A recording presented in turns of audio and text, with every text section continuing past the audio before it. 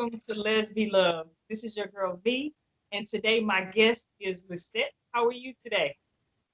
I'm great. How are you? I'm good, thank you. Now, when I say the word love, what's the first thing that comes to mind? Patience. Like that, because love is definitely a process, and you need to have patience along the way. Hmm. So, how do you label yourself? Some people are opposed to labels. How do you label your sexual identity? I label myself as a queer lesbian, just because I don't fit into the social norms, especially under the term, like femme. So I know how to change my own oil and, do the non-typical female things. But I also enjoy getting all dolled up and, putting my high heels on. Okay, I like that. Tell me a little bit about your childhood and how you've evolved over the years to kind of understand your sexuality. So, So I was raised with a patriarchal mindset. The women were raised to be martyrs, to cater to men, and we were supposed to know our place and shut our mouth. And I fought against that from the beginning. I climbed trees. I played football with the boys. I did everything I wasn't supposed to. I always wanted to play daddy when we were playing house, kiss the girls. like that. Did you grow up studying a particular religion? I did. First, I was Pentecostal until I was probably about 8, 9 years old. And then around 10, 11 years old, my mother met my stepfather and she converted over to Jehovah's Witness. Hmm. Now, the only thing I know about Jehovah Witnesses, they come and knock on your door. Right. So, tell me a little bit about once you became a Jehovah Witness.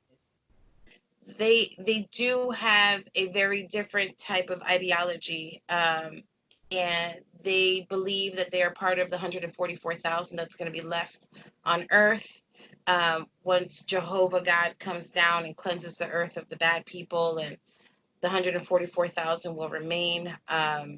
They do not believe in receiving blood. They do go knocking on people's doors to go spread the word of Jehovah. But they do also believe in a lot of like keeping the external world out, because they call the people that are non-Jehovah's Witness worldly, and you're not supposed to partake with the world, as they say. In that religion, what is the discussion of homosexuality, or is it something that's not talked about? It's not a topic of discussion. When it has been brought up, it's usually frowned upon. I've heard people say things like, you can be a Jehovah's Witness and be gay, but you can't be in a gay relationship. So if you are out and you choose to remain out, then you're basically expected to be single. There have been people that have been disfellowshipped from the Kingdom Hall. How did you go through the process of discovering your sexuality? There were a lot of signs of me being gay. Um, I just didn't understand it. I didn't understand what I was feeling about other girls, because that wasn't something that was accepted in my religion or even socially in my culture.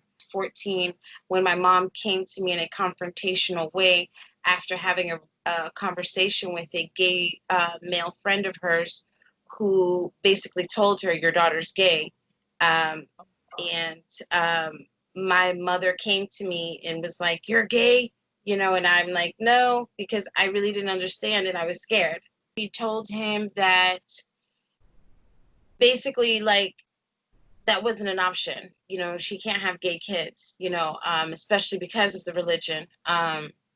So at that point in time, he told her, I can't be your friend if you can't have gay kids, if you can't be accepting of your children being gay. Sexuality just wasn't really discussed in my household, because if you discuss sexuality, you have to discuss sex, which means that you also have to discuss sexual abuse. And during the time that I was growing up, it was sexual abuse definitely was ignored. You talk about, sex in any kind of way, then you have to talk about the inappropriate and the appropriate touches.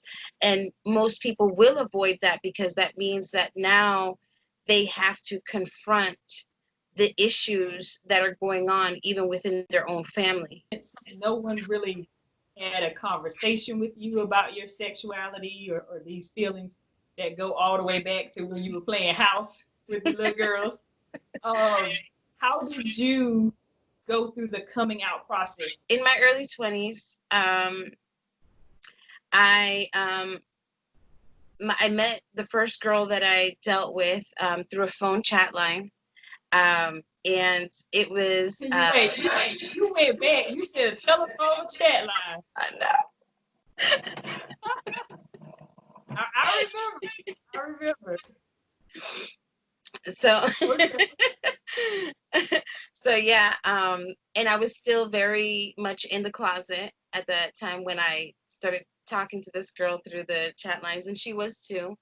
Um, and little by little, I was introduced to other people, and I went to the gay club, and then the girl that I was seeing I was roommated with my sister, and the girl that I was seeing kept calling the house, and my younger sister had answered the phone, and then she came to me and she was like, what's going on? This girl, what did you do to her that she keeps calling here? And, she's acting like a crazy girlfriend. And I just busted out laughing.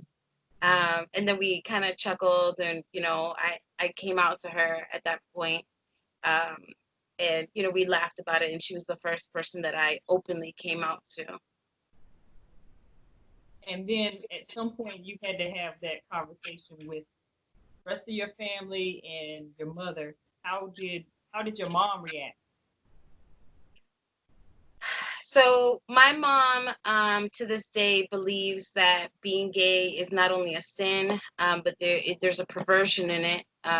Because unfortunately, she's one of those people that equates being gay to pedophilia.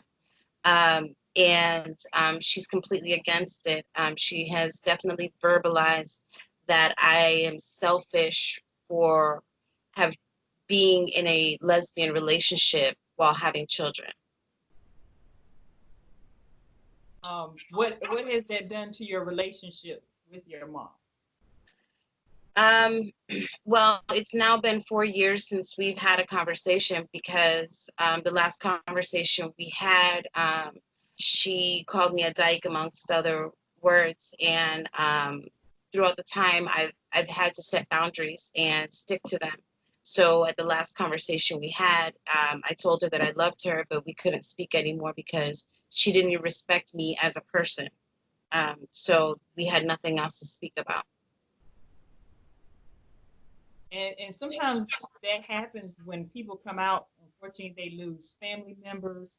Um, Sometimes teenagers are kicked out of their homes. Hmm. So it's definitely a coming out process, because there's so many steps in understanding yourself, and then for your family to understand who you Right. are, and like you said, to respect you as a person means setting those boundaries. And it's unfortunate that you guys haven't spoken in 4 years, but that happens a lot. Hmm. Yeah. Did any of that change your views on religion?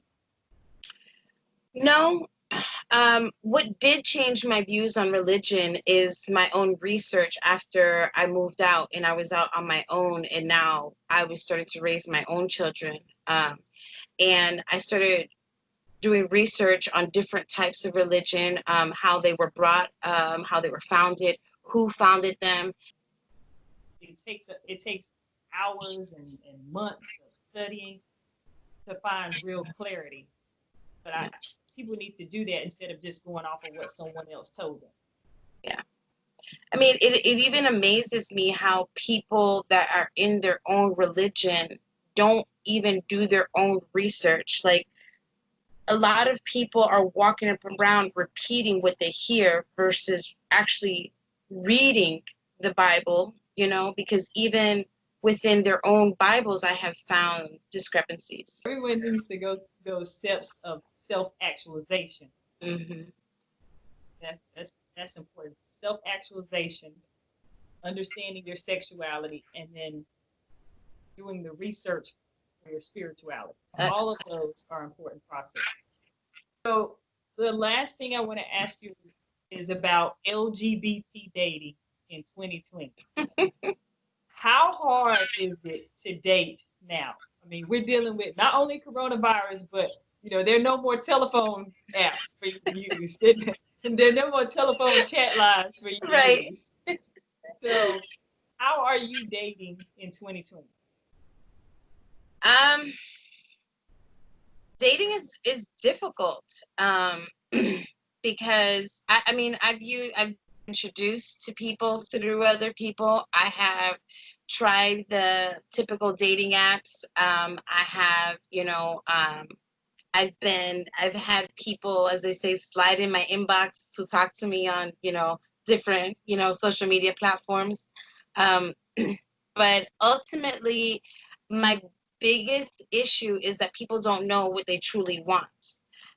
People say things because they sound good, but they don't understand the work that comes with that. Yeah, or they may not be ready for it. They say they're looking for a wife, but are you ready for a wife? Right. I mean, I've heard that quite often. People are looking for a wife, but they don't even have the patience to sit down and have open, vulnerable conversations. They still want to have all these secrets, and they still want to live the single life. Um, and then they get upset if you're like, well, if you want to be secretive and still be doing the most, then how do you want a wife? Right. But people are not always comfortable when you call them out. Definitely.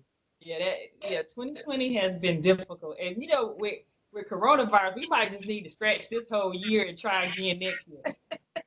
Listen, I just want to take a nap to whole reset the whole year. Kind of like when your toddlers, when they need a nap and they reset the whole day. Yeah. Yeah. We need to nap through the rest of 2020. Right.